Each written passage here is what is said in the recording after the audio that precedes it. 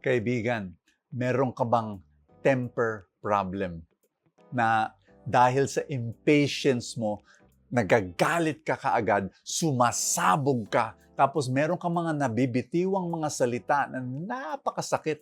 Tapos, pag wala na yung galit mo, nagsisisi ka ngayon, ba't mo nasabi? Nasaktan na yung mga tao. Kung meron kang ganyang problema o meron kang kaibigan na ganun yung problema, makinig ka ha. Kasi ngayon, sa mensaheng na to, I will share with you 3 hakbang para ma-overcome ang temper. Makinig ka at be very blessed.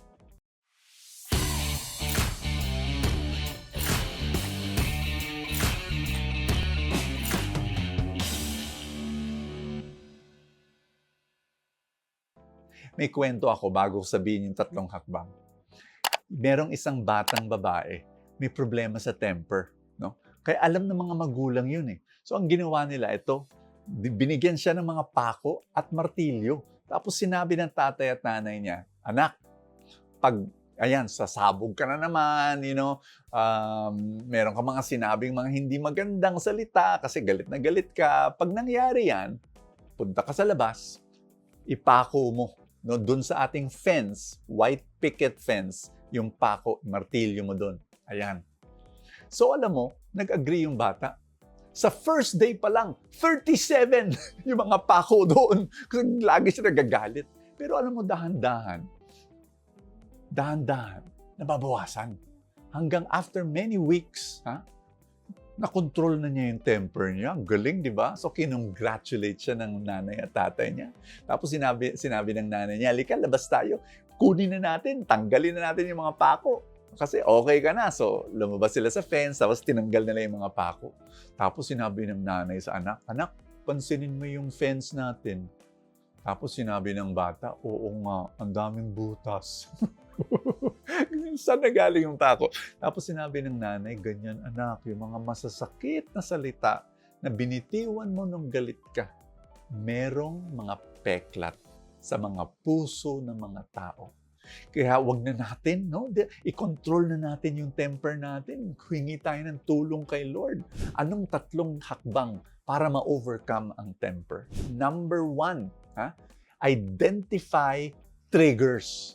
Kasi alam mo kailan ka sumasabog. Siguro pag pagod ka. Siguro pag uwi mo sa bahay, galing sa opisina, stress na stress. Ayun, malimit, doon ka sumasabog. O kaya pag gutom ka, hindi, malalaman mo yung mga triggers eh.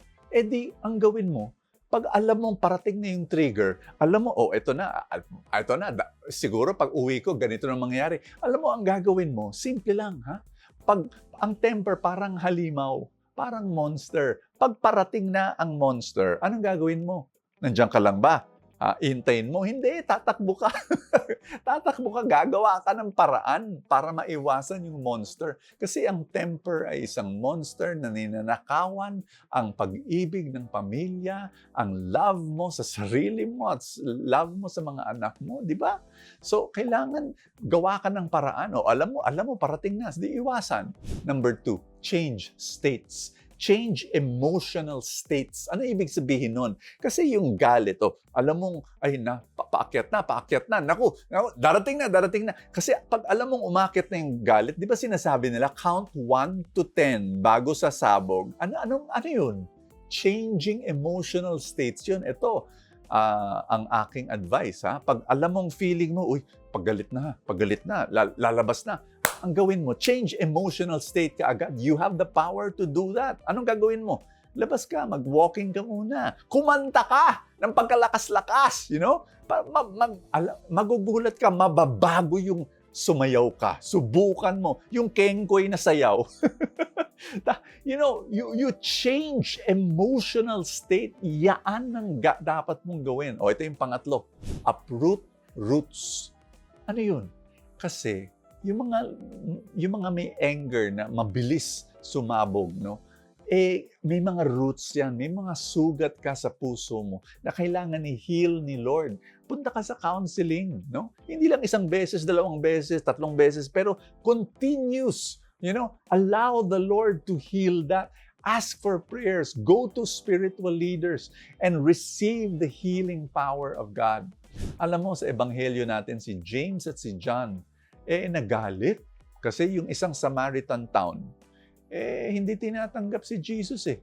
So sinabi nila, Lord, ang ganun ganan. We let thunder and let the lightning, let fire fall into this town. Talagang ganun. Hot-headed eh. No? Alam mo, sinabi ni Jesus, He rebuked them, tapos umalis na sila. Which is our message for today. Temper is not the solution. Kaibigan, let God rebuke your temper. It's not the solution. It will not solve anything. Number 2, make the annoyance irrelevant. Di ba? Make it irrelevant. Halika, dasal tayo. In the name of the Father, and of the Son, and of the Holy Spirit. Amen. Panginoon, tulungan mo kami na mawala tong temper na to sa aming buhay. Lord, Ikaw lang ang makakapagtanggal nito. Sinusuko namin sa iyo. Bigyan mo kami ng kapangyarihan at karunungan para to identify triggers, para to change emotional states, tsaka to uproot the roots and to heal those wounds. Panginoon, maraming salamat na sana sa pamagitan ng dasal na to, we'll be able to protect our loved ones from our temper. Lord Jesus, thank you so much. In Jesus' name we pray. Amen. In the name of the Father, and of the Son, and of the Holy Spirit. Amen. We will continue this discussion every day sa full tank, ha? Pero bago nun, I just like to share with you about gabay. Gabay and yung mga ibang devotionals natin katulad ng Didache. Araw-araw, binibigay ito ang salita ng Diyos. No? And through regular, daily, beautiful reflections every day. Kunin nyo to. The link is below sa description ng video and you'll be able to order early.